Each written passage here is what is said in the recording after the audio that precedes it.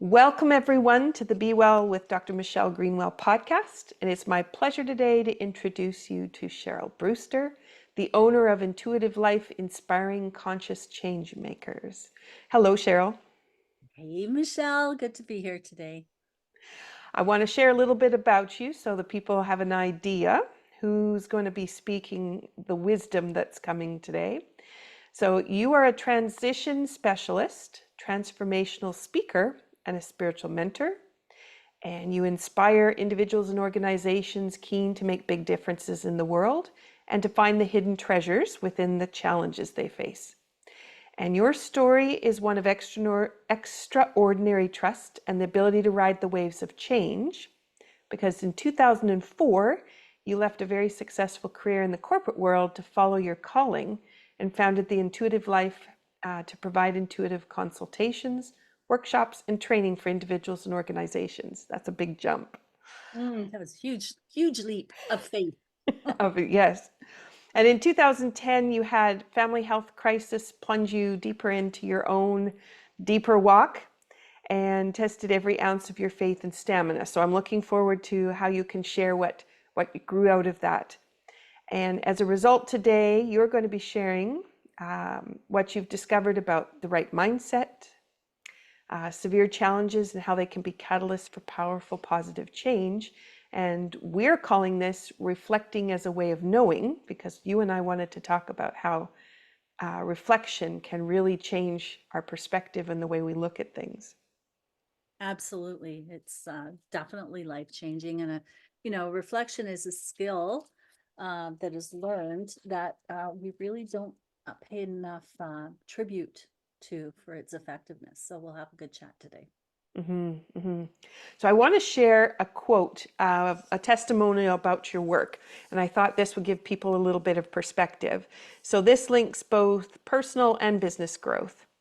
So this is the quote. "You have to work with Cheryl if you want to develop your potential more. This woman has a phenomenal capacity to help you see what holds you back and to confront it, to make a difference in your life. And in the workplace, this isn't about making someone a better sales or IT person, although it could be. It's about transforming you so that no matter what your insight profile is, you have the ability to perform more to your potential. Cheryl's individual and group work was more than what I expected and far more relevant to me than I could have ever imagined." That was Tom Carson of Corporate Insights. He's a trainer out of Winnipeg. Mm-hmm. That's so beautiful, because I think people also forget, they're working on their personal journey, but they forget how that personal journey really impacts their business journey and the kind of person they want to be in the corporate world. Absolutely. Whoever whoever we are is going to show up no matter where we are. And, we can tend to put a lot more emphasis on corporate because it's related to survival and making income and supporting a family. But at the end of the day, it's who we are as people that get the results, Mhm, uh, you know, and and also define the meaning that we get from those results. mhm. So it's uh it's a really, really important mindset that to be really effective in the workplace and effective as communicators, how we function at home is actually the definition of success in the outer world. And a lot of people are forgetting that when they're chasing that corporate piece or building their business, and they're focused. I'm thinking of myself at the moment. Oh, yeah, me too. There's no boundaries on a schedule, You're working Yeah. across all these time zones. You're Yeah. always trying to fit people into the right spots. But what that impact is and what it means about the person that you are. Yeah. Exactly. Yeah. And you can have your own business and still get caught up. And you can even have a spiritual business and still get caught up. So it's like, okay, alrighty then, let's just slow things down, which is what reflection does.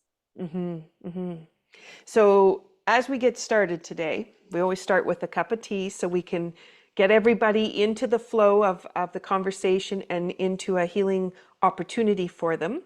So what did you pack today as your inspiration? My inspiration, you mean in terms of tea? Yeah. Yeah, I haven't brewed it yet, but it's ready to go. Rose petal tea. That, when I first started my work and teaching workshops, I would always make rose petal tea. And it's comforting. And I also am drawn to, the energies that we work with invisibly. And Kuan Yin to me represents love and also really, I want to say, wiping the tears of the world is Mm, what she represents for me. So in my spiritual settings, I'll make a rose tea and also call in Kuan Yin. beautiful. I Mhm. love that.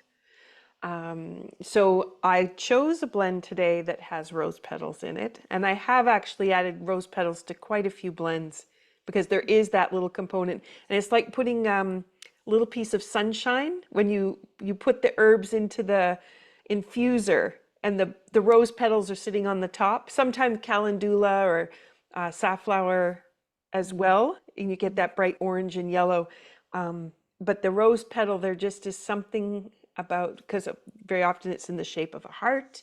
It's usually in a heart color with a pink or magenta or white. It's just such a beautiful flower.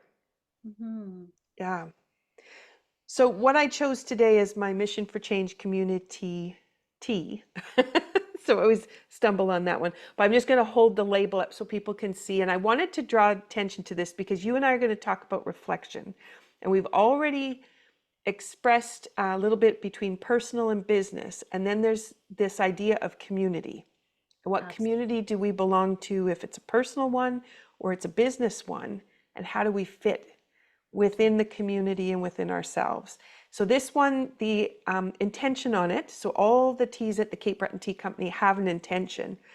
In community, we are empowered for change. And when we engage with someone for the capacity to heal, our enzymes immediately know how to transform to go to healing. It's the most amazing gift we have in our body. And so I wanted to bring that forward because this tea helps support a family in Malawi, Africa, who really do struggle. And they struggle a lot with a lot of things that we don't have here in North America. With malaria, they still have COVID running through. Diabetes is huge because they have really poor water quality. And so the opportunity for us to be able to bring that healing component and share it forward and bring forward the herbs, it just brings me such a joy to know that you can bring a group of people together around a tea and then create that change and the inspiration for something else. So, Mhm. so thank you for letting me share that little piece, but also for being in on this conversation. So with what you have in your glass, shall we do a cheers? And for those Absolutely. people that are listening, cheers to them. Here's to intention. Mm-hmm. And I wanted to share, I pulled a card for us today, so we also would have a little inspiration coming our way. And so I'm going to hold this up. So if you are listening to the podcast, I'm going to just try to describe this. It's blue and it's white. It looks like wings. And this is a coaster from the Harmony coaster set. And my tea is actually going to be sitting on this. But what I wanted to share was the intentions on the back. So the herb that comes forward, it's not really an herb, it's a root, but ginger is about strength and power for change. And we hope that we're going to be inviting people to make that kind of shift today. The note is C, which comes from the root chakra, so being grounded and stable. And the affirmations are: position yourself into the true power of being, find your roots and let them expand beneath you, and feel the strength, nourishment, circulation, and empowerment of connection. Beautiful. So, the community that comes to listen to this podcast, we invite you to know that you're a part of our community and that we're here supporting and opening up possibilities. So, thank you everyone for joining in. All right, Cheryl, shall we dive in? Let's go. All right. So let's start with, we should really go to what was the catalyst that had you move from the corporate world? I mean, that's stability and opportunity, and shift your focus. Do you want to share a little bit about that? Sure. I went through an experience that I think most of us are going through right now, which is really listening to the call of the soul. It was like a calling. And I knew intuitively, I knew in my heart that if I didn't shift from corporate to what my heart was calling me to, that I literally would have missed the point of the lifetime. So it was a really kind of heavy duty knowing. It was exciting, but also heavy duty because I was stepping completely into the unknown, uh, massive uncertainty, and basically left security and, predictability and income to start from scratch. And so the journey has been so rewarding because when you're living from the calling of the soul, that's the true meaning and purpose of life. And as I take my work back now into corporate, even more so, I have an understanding that it's not so much what you do as how you do it and why you do it. So that was what prompted me to make that huge shift. And looking back in retrospect, I really have a appreciation for business and how it operates, because we live in both a spiritual world and a physical tangible world, and both need to be united and integrated to be effective.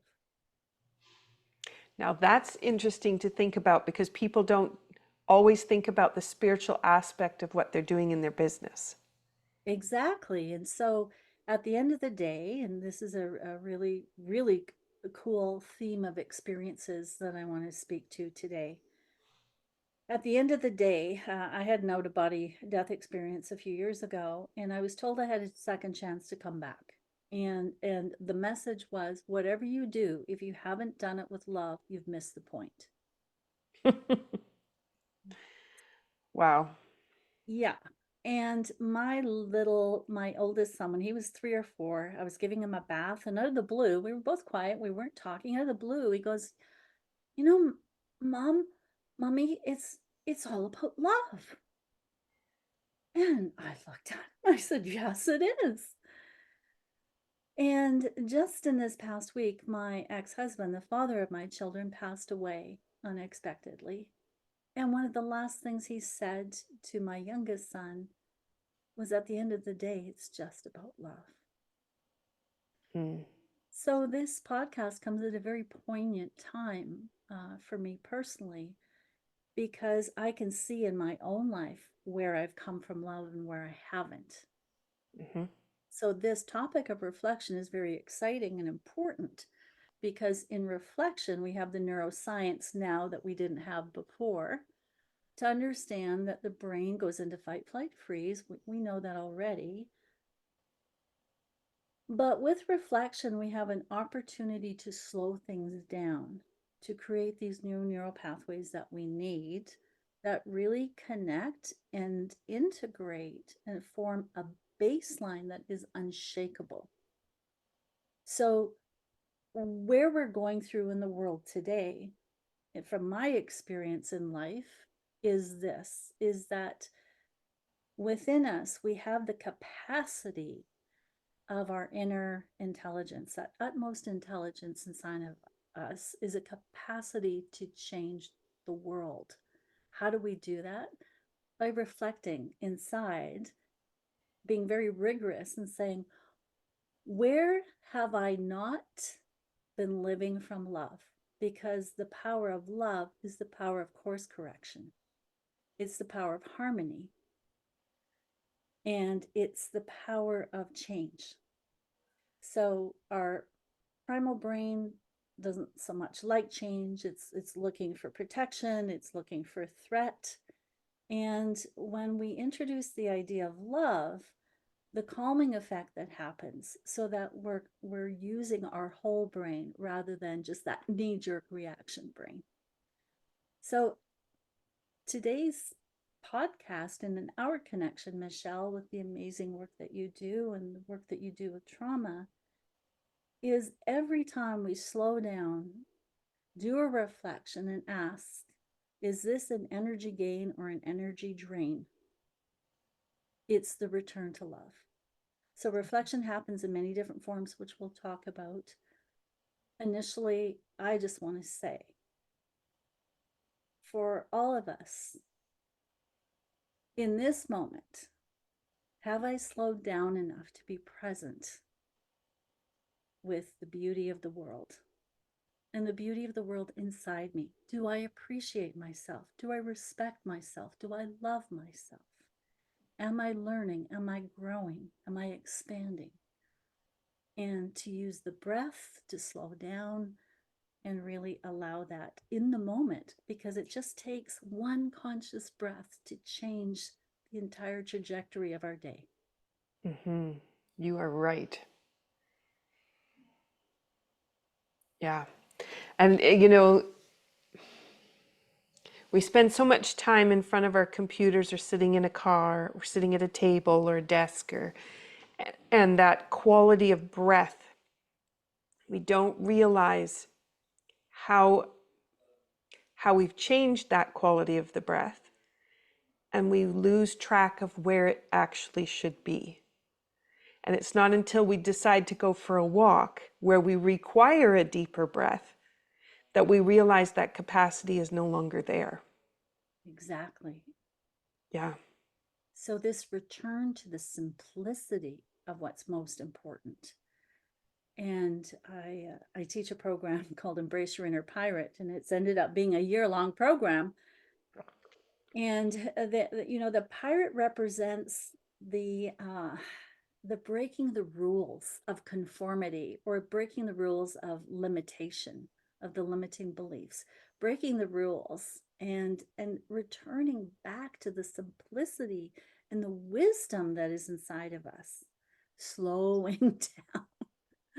So, and the power of this is that we can go deep so quick, so fast, and incorporating this consistently. That's the key. It has to be consistent, which is why I'm such a fan of reflection, which actually is quite new in my life, because I've just taken some courses on adult education, and that's where you and I first connected, because of course your training with the brain and how it works.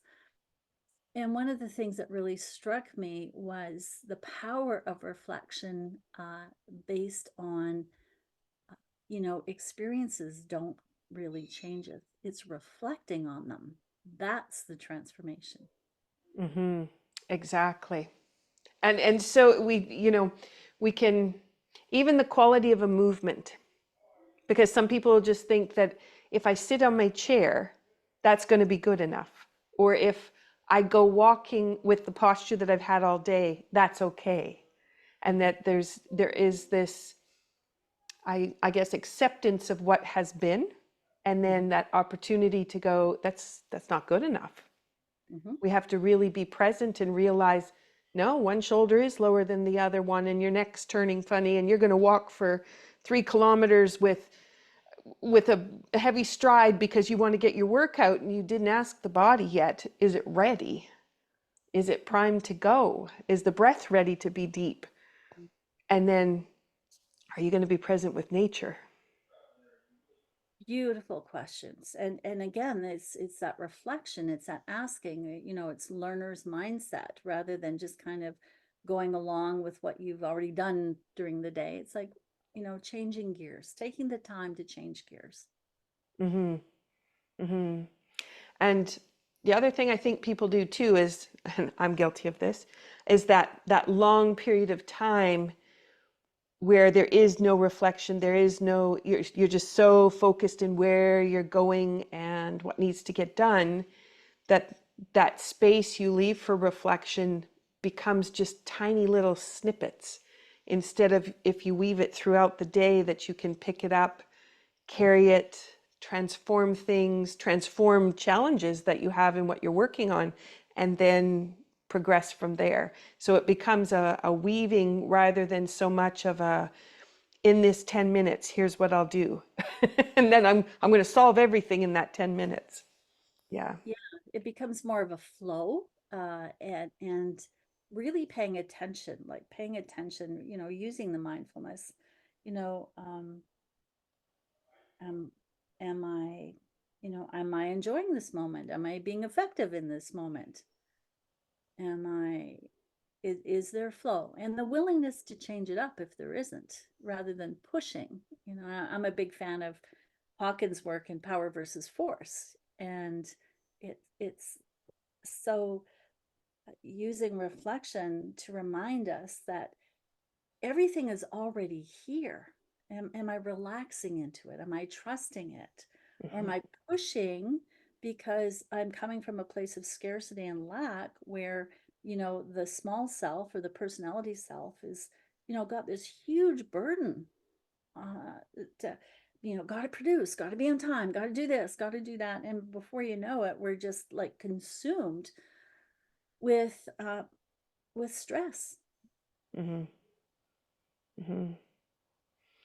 I was thinking about just when we started our conversation today, and you were talking about that love and love within, and I was thinking, okay, so where would the love be missing? Because I really am passionate about all the things that I do, but then I realized my house doesn't get the love the same way. I'm not noticing the corners that really could use an extra vacuuming. Or the Yeah. windows that are covered in cat nose prints. Yeah. It's like, I'll get there. But there's a love that goes with the space that you are within and how you take care of that space as well, as much as you also have what you're taking care of inside yourself. And sometimes we're so busy at critiquing how we have not taken care of ourselves, but we can sometimes look to the outside and say, okay, how can I change things on the outside? And all of a sudden the inside is going to be reflective.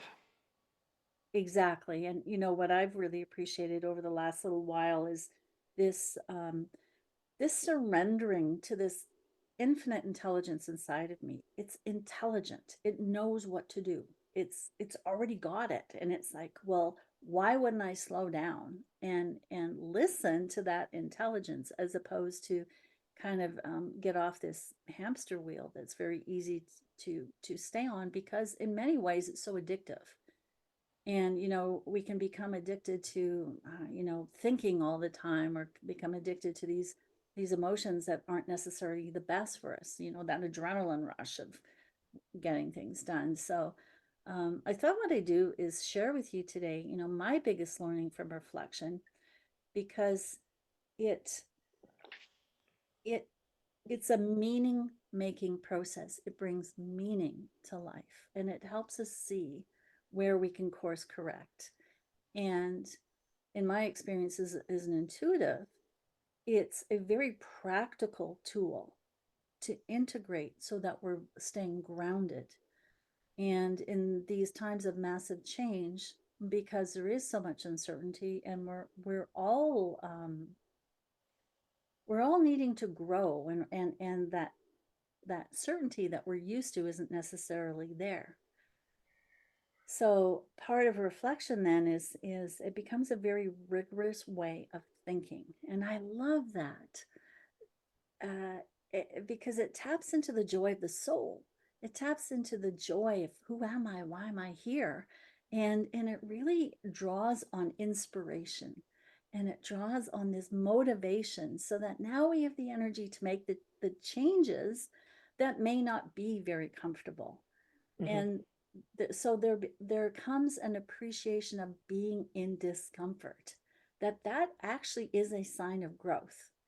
And it depends on our outlook. Am I looking at discomfort because I feel I haven't done enough? Or am I looking at discomfort because I recognize that change is uncomfortable to this old brain, and that the prefrontal cortex, or the newer part of the brain, um, it knows what it's doing. So I just really appreciate the attitudes that also make up reflection. So, am I being present? Am I being kind? And uh, am I really giving myself what I most want? And so it becomes a course correction in the studies that they've done at Harvard and around the world, where executives are taking the time to reflect uh, the the effectiveness and the career movement that they have made on those who take the time to reflect. That's what makes those people exceptional. So I love what the business world is doing with reflection. And I love what happens from a spiritual perspective, because when we reflect spiritually, especially if it's written, and again, the science approves that handwritten reflection is actually very powerful. But what's most powerful, which ties into your tea today, is sharing that reflection in community. Mm-hmm. Mm-hmm. Exactly. It's interesting you said handwritten Mm-hmm. over being able to type it into your computer. Yes. I Yeah. mean, that's effective as well, but handwritten slows the brain down, and you're using different parts of the brain. Mm-hmm.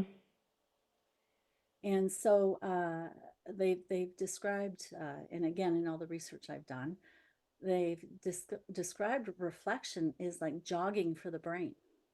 Mm-hmm. Because if, we all understand that in order to create change in your life, you need to create these new neural pathways. Well, the way we do that, information's good, but the transformation only comes from reflection and then acting on that reflection. Mm-hmm. And what I really loved was once I started using that reflective tool more in my own journaling, it was like, whoa, I I had been missing all of these insights. And when I started writing and reflecting more, it was like, wow, there's a lot here. And I truly found it and continue to find it life changing. Mm-hmm. So, as we're going through these massive transitions, whether it's in business or in relationship, and let's talk about change, because change is inevitable, predictable, and yet, how much do we resist it? Yeah. So, reflection is the fuel that really feeds the fire of our potential and our ability to take action even when it's difficult. Mm-hmm. And I'm thinking about the companies that do spend that time of yes, you have your board meeting, and yes, you have your group meeting and your project meeting, but also that time to sit and have the cup of tea and just chit chat, because that chit chat leads to other things. And like you said, that reflection, even on the project, just because you actually spend a little bit more time with the person, getting to know the person and then starting to understand their perspective and where they're coming from, draws out new ideas, draws out areas that people wouldn't know to discover because they were so busy working on their aspect of the project in relation to what everybody else was expected to give. And it just creates that cohesiveness and an all-encompassing. Yeah. Yeah. Yeah. And that really describes the culture of an organization, because, uh, you know, it's all about connection. And you look at the health of any relationship, and especially as you say with corporate or with business, it's like, okay, what are we all up to here? Why are we here? Why are we doing what we're doing? And how are we doing it? I mean, how much toxicity is there in the workplace? It's huge. It's off the charts. And it's like, well, it's needless. We really, need to evolve here in terms of healthy workplaces, Mm-hmm.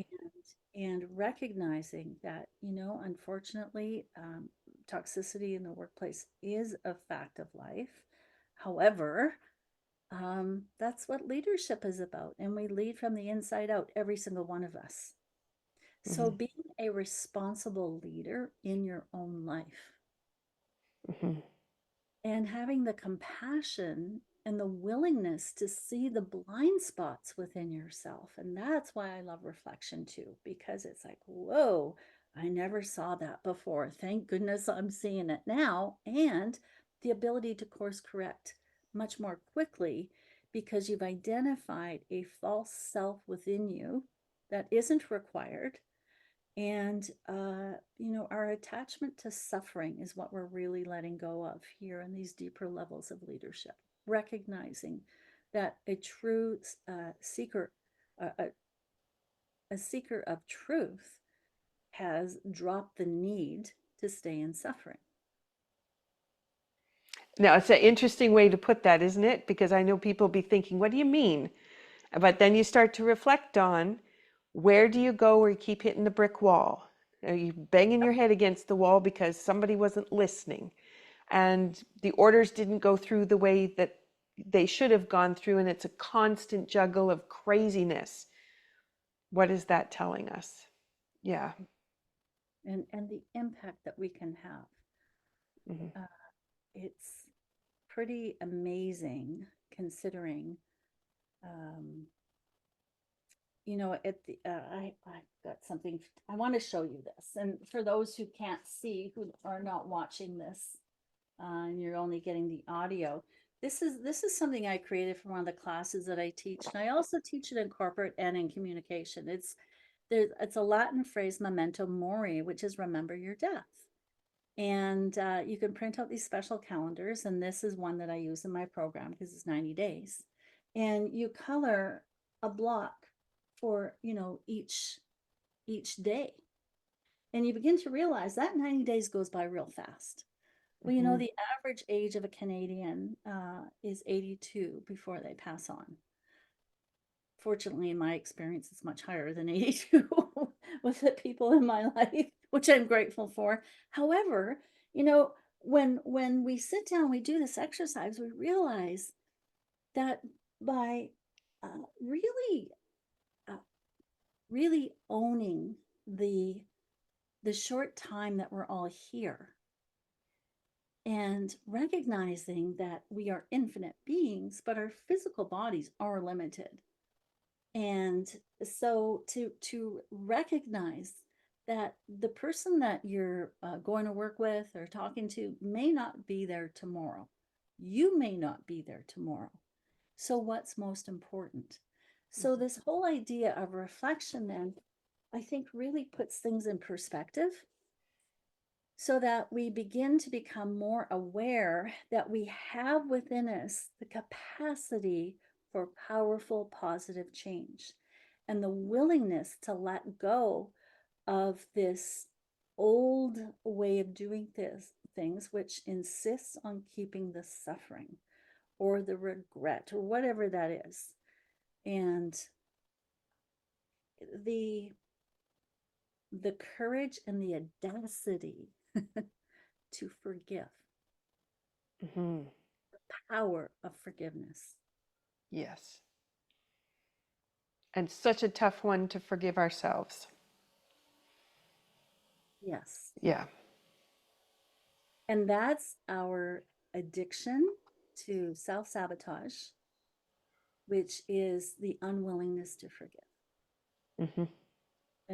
And so recognizing and calling it out. And it becomes pretty exciting when, and this is why, I'm such a fan of your work and what you're up to here.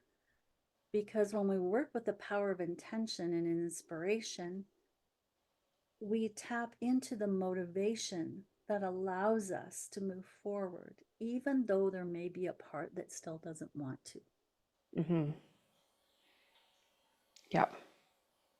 So, this courage and this excitement and this inspiration, so that even though there's difficult things to do, we can do them and we are doing them. And that is the call of the soul. And so, in my line of work, I'm also teaching spiritual intelligence, which is, it's not about religion, it's not about dogma. What it's about is living true to your values no matter where you go. Are you being the same person showing up as you are at home or at work? Hmm. Are you being the same person with your family as someone that you want to impress? Yeah. Now that's a good question. Isn't that a good question? It's like, oh, well, how do you like me so far? Right? Oh, and the family that knows all your skeletons in the closet and And still shows up. Yeah. loves you anyway. So this sense of, wow, what would happen if we embrace the unconditional love, which would mean letting go of our attachment to suffering. Mhm. And I think if we all took a really good hard look at that, we'd be flabbergasted at how simple that is, and yet the courage that is required. And again, going back to Hawkins' work on the scale of emotions, courage is what changes everything. Mhm. As soon as we and embrace the courage, we are moving up the scale of consciousness. We are using negative emotion to heal the heart. Mhm. And I love that because now we have, this place to really embrace what's not working with compassion so that what wasn't working, the blessing in disguise is we found something that we didn't know before. Mhm. And that's the power of reflection. And so, it's like there are no bad parts. Let's just all take a collective deep sigh here and recognizing that the world needs our leadership. And it begins by each one of us saying, am I leading from love in myself, for myself, so that I can be fully there for my family, for my clients, for my colleagues, for the world? And I truly, from my own experience in, living in both worlds and continually asking, how can I be more effective in my life? How can I be more effective in business? How can I be more effective as a mother? How can I be more effective in really walking the talk and living this truth and being willing to look at my own blind spots and embrace them with compassion and love? Because this journey that we're on in this amazing world we live in is one of discovery, it's one of learning. And the only thing that takes us higher is, and again, the point of reflection. What have I learned today? How am I different than I was at the beginning of the day? I mean, change, profound change can happen that fast. And then when we look back, like, wow, I'm such a different person than I was 10 years ago. And yet 10 years ago on a certain day, it was like, oh, how am I going to make this happen? Well, you did. So celebrate that. And also now bring it into any blind spots where you're holding yourself back, and be willing, be open to what wants to move through you, and consider that, when we're going through challenges, Napoleon Hill said that there is an equal or greater benefit to everything that comes into our life. Mhm. Mhm. Wow.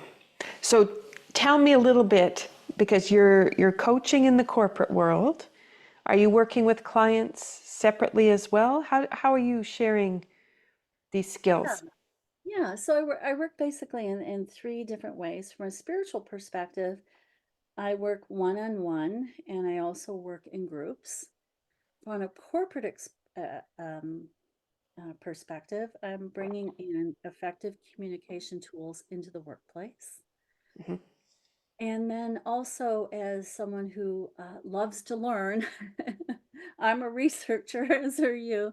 I also have my Bachelor of Metaphysics. I'm currently working on my Master's of Metaphysics, which to me is just like, oh, so exciting because we're, again, we're tapping into the potential within ourselves. And Hmm. so it's that continual upward spiral. So to answer your question, yes, I work one-on-one in groups and also in speaking. And on the ministerial side, uh, supporting and celebrating with people, in whether it's weddings and especially end of life. Hmm. Mhm. Hmm.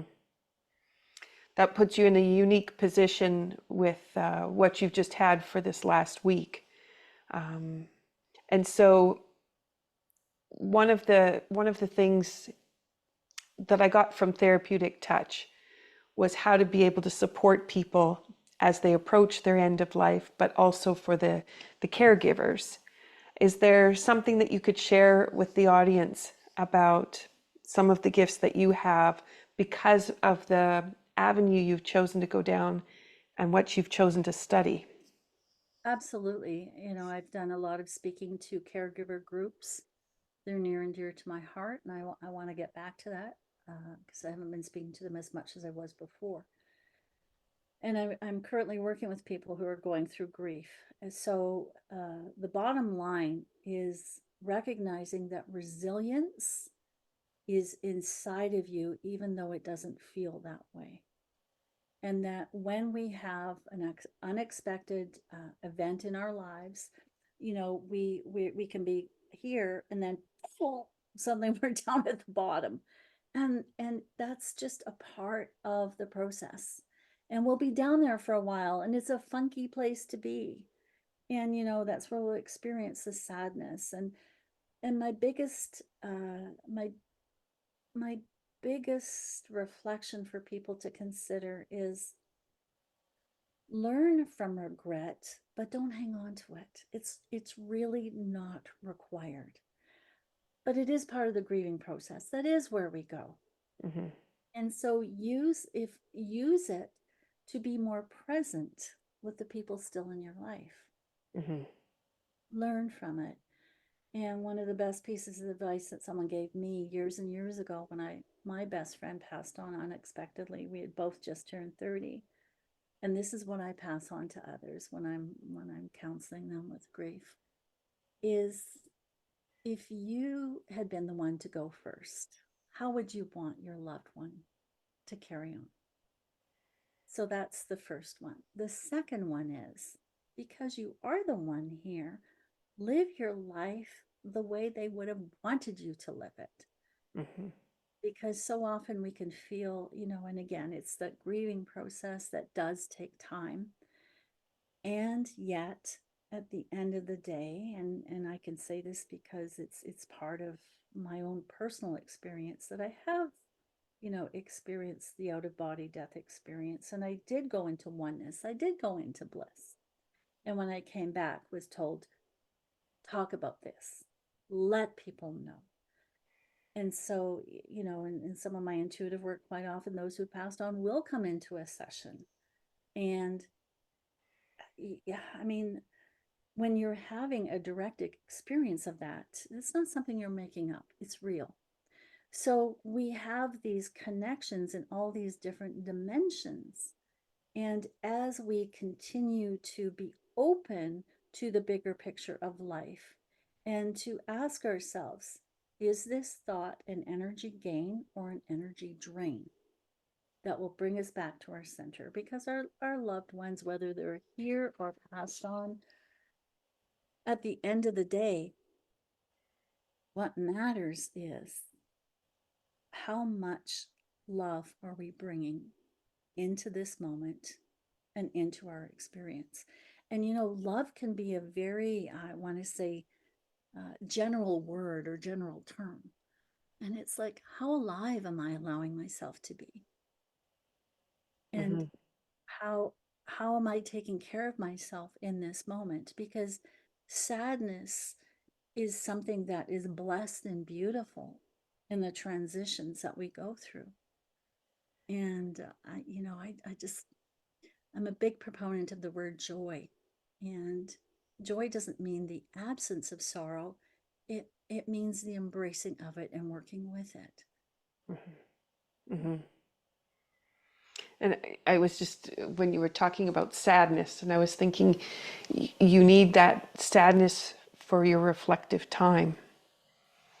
And it becomes so important to recognize the space, the space that's needed.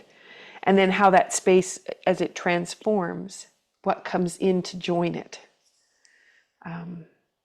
which is really, Absolutely. which is really like a flower garden. I was just thinking of the tea, and I was thinking about all the petals, all the flowers that are sitting there, and then how that reflective time after you've weeded, I'll put it in quotation marks, weeded the garden to make the space, but then how everything decides how it's going to come forward, and then the bounty that comes out of that and the beauty.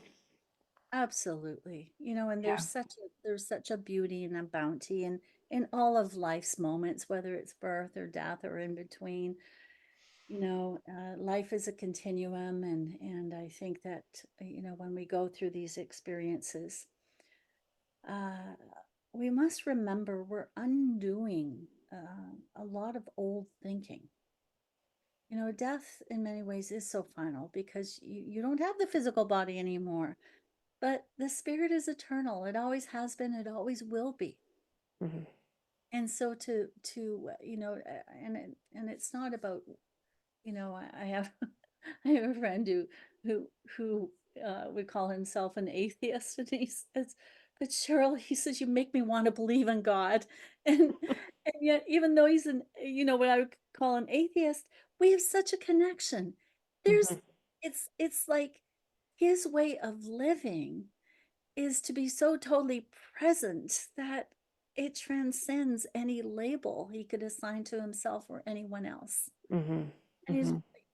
just this dear soul, and one of my dearest friends, and I just love him to bits. We have this connection.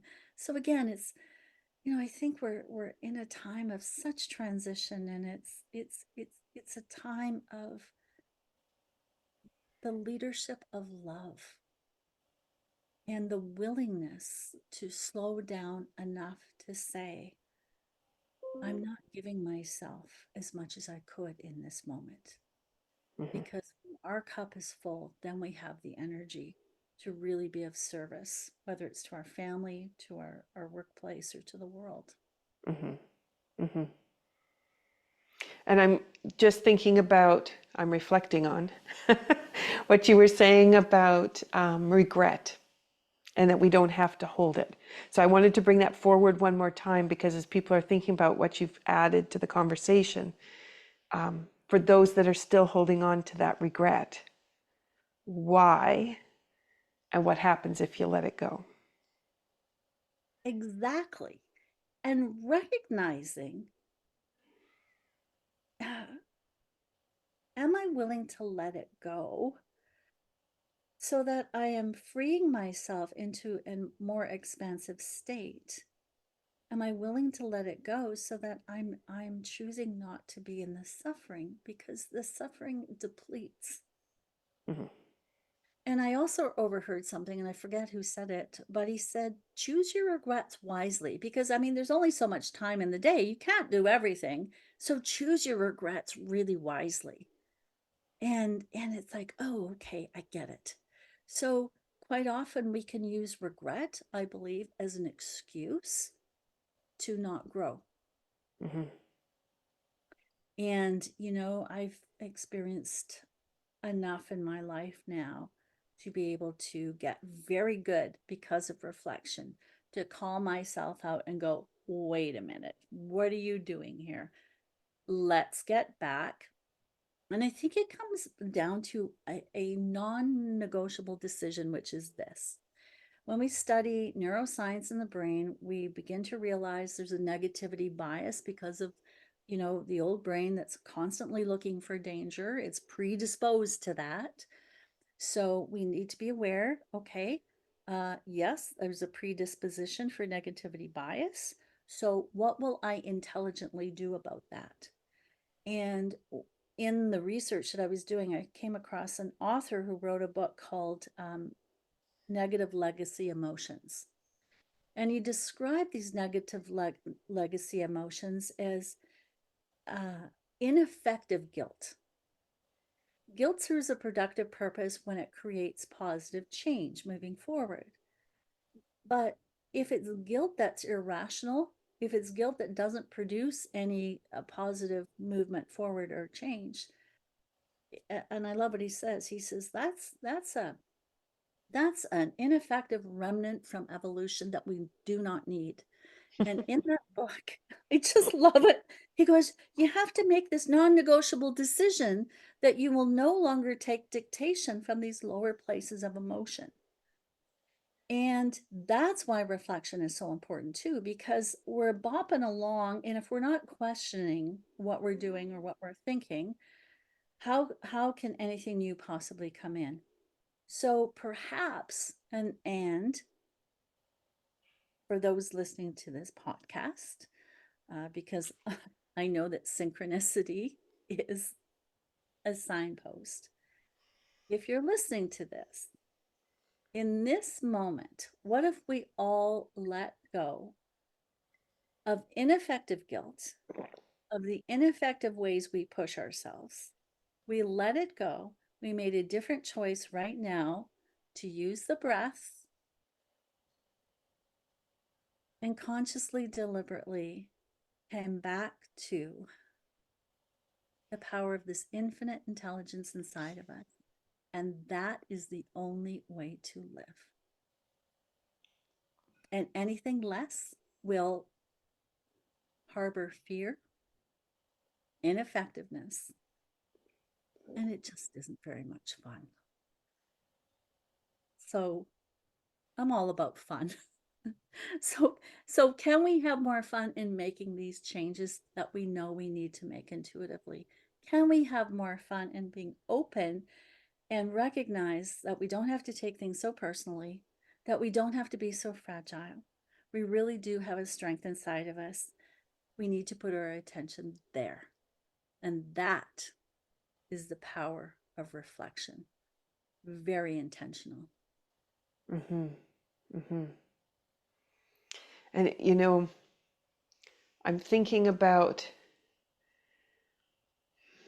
how the day goes by and the way we easily slide into those thought patterns because of the way we've been sitting, the way we've been drinking or not drinking enough water, the way we maybe had enough nutrition, didn't have enough nutrition for the day, and how those thought patterns have weaved their way into our thought process and delivered us this opportunity to hold on or to let go, and to be able to recognize through that reflective moment that some of those things they're not yours.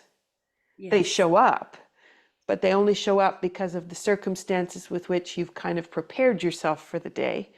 And then on that reflection, that opportunity to realize they're not yours.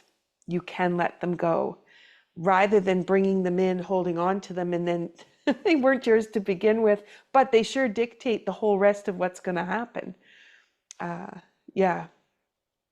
Exactly. I love what you just said. I'm getting goosebumps because it's like, oh, how much have we taken on? Again, thinking that, oh, and it's like, oh, so how exciting, Michelle. I mean, it's just so exciting and rewarding and inspiring and important to breathe into the posture Mm-hmm.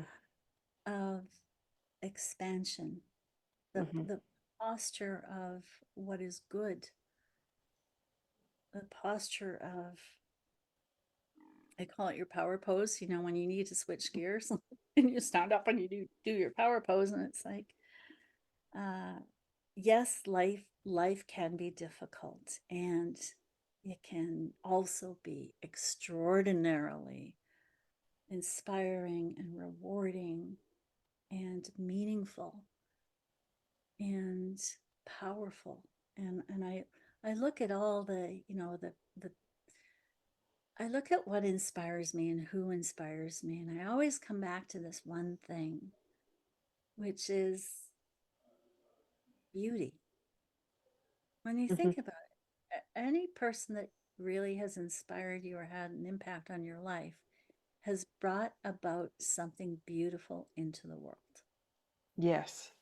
Yep. Yeah.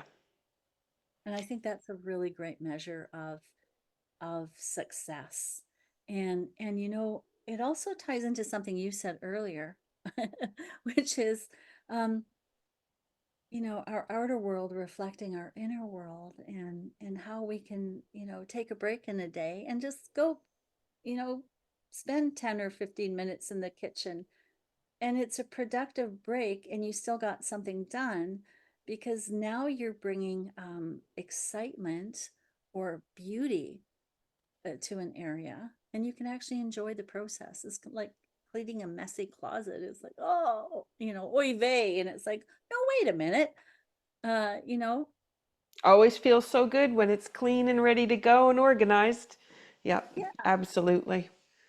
And I think that's one of the things too, in the kitchen is I have to clean the kitchen before I start Mhm. so that everything looks and is ready. And then it's like, now I can cultivate, Yes. which is the same as when you look at the closet. If the closet is a disaster and things are falling out in all directions, it makes it really hard for you to make a decision or to be even engaged with your clothes in a way that, how is this going to look on me? What is the beauty that comes from what I decide I'm going to wear today? And then how is that going to make me feel? But how is it going to make the people who are looking at me feel by the colors I chose and the patterns and the way I've put it together? Yeah. Yeah. Yeah. And the joy of being real, Hmm. doing something out of joy as opposed to image, Hmm. or and that how that translates across. And we we live in a world where there's just uh it's like, okay, I love what Course in Miracles says. It says, uh nothing real can be threatened, and nothing unreal exists. Which, when you talk about color, and it's like, yeah, you know be that unique self, be that wild and crazy fuchsia pink lady, or wear a pirate hat on your head or whatever.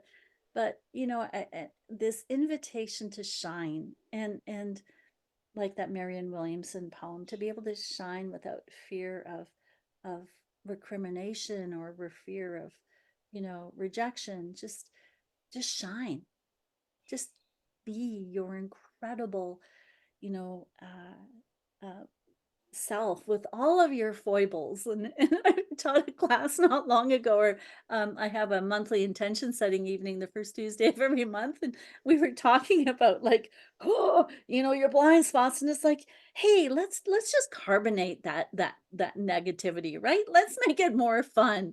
And so it's like foibles rather than faults, right? Because the human condition is such that we're waking up and becoming aware of things we weren't aware of before, and it's almost embarrassing. Like, I love this saying, like, if you're not embarrassed by who you were a year ago, then you're not risking enough. You're not right. So it's like, okay, then let's. How many of us can fall forward, right? And so so really, really kind of just embracing and choosing this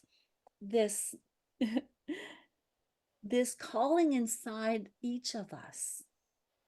And it doesn't necessarily mean we have to leave the corporate world to go follow our calling. No, your calling is what is unique within you that wants to express itself Hmm. in your world, in your family. How much fun can you have with your family? How much can you heal the relationships or those miscommunications?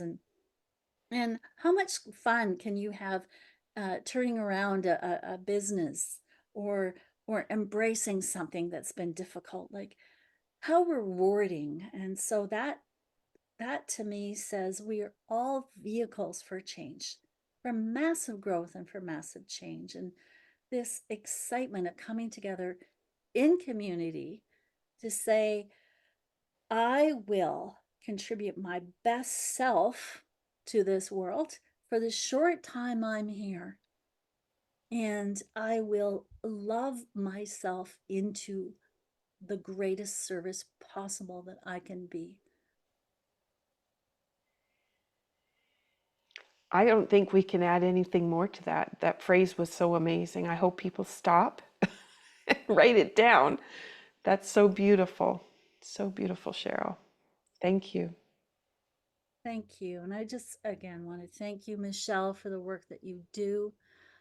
Every time I meet you, I'm just so impressed with how much you know and how much I learn just in just off the cuff conversation. So, uh, I just, again, maybe an opportunity here to hold the space for the love and the joy that is inside each one of us in whatever way it wants to express, whether it's through tea or movement or through speaking or creating beauty. Hmm. But whatever it is, we all have this within us that is meant to be shared. It is meant to be used. And even as I say this, what I'm getting is, uh, the hurt that is in the world today can be healed in magnificent ways by one breath,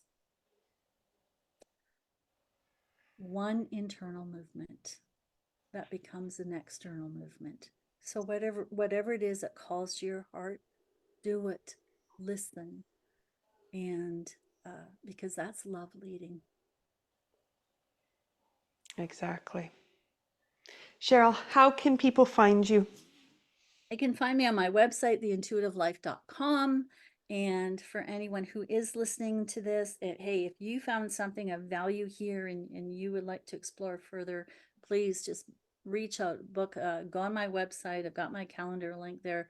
Book a complimentary, 15-minute session so we can get to go know each other. It'll probably end up being half an hour at least. But my service to the world is to encourage every single soul on the planet. Listen to what inspires you and go do it. And so that's how I support people, whether they're just on a spiritual journey or whether they're business people or people in transition, with massive change. We're all in this together. None of us does this work alone. And so it would be my pleasure to meet anyone who listened to this and really wants to go deeper into expressing these gifts that they have within them. Beautiful. Thank you. Thank you so much for the conversation. And I always look forward to when we do have a chat, where it heads.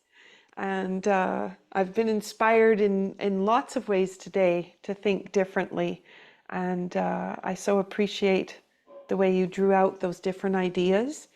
And it's in a non-threatening way, because it'd be so easy to be stuck in, you do have regrets, or, if I'd only, or can I forgive myself?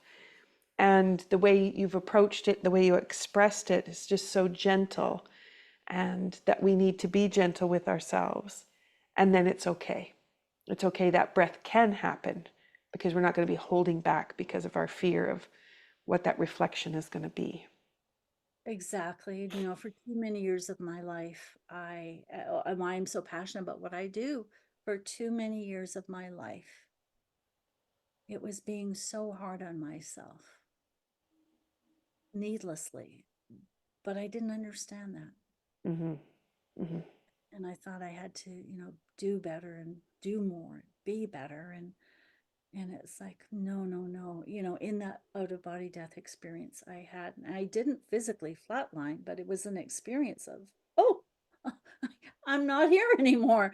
It was like I was shown the needless, unnecessary pressure and difficulty I had put in my life.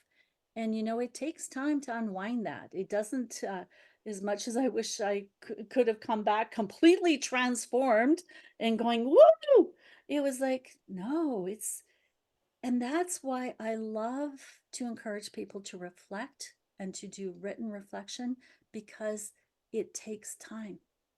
Mhm. And there is such an important rebirth that takes place. We're changing our neurocircuitry. We are aligning in our willingness to change it up, to experience the distressing dilemma that comes with change. Mhm. And that's where courage, commitment, and consistency pay off in spades. So, Mhm. we can leave this lifetime on skidding in in a cloud of dust, all used up, right? I don't know who said that, but I love it. And it's like, Yep. yeah, here I am. There we go. Yep. That's me. Who cares about the messy kitchen? Let's just go have fun, right? It'll be what it is. It'll be there waiting for us. And to come back into that messy kitchen and go, wow, what a ride. Yeah. I did what I needed to do and what I wanted to do, and so much more. Yes. Yes. Absolutely. Well, thank you very much, Cheryl. And I want to just raise a glass for your wisdom and your opportunity to share. And I look forward to where you're going to be taking people on their journeys. Thank you so much for all that you do. Thank you. Here's to fun. So you've been listening to Be Well with Dr. Michelle Greenwell, and we wish you well. Thank you so much for listening today.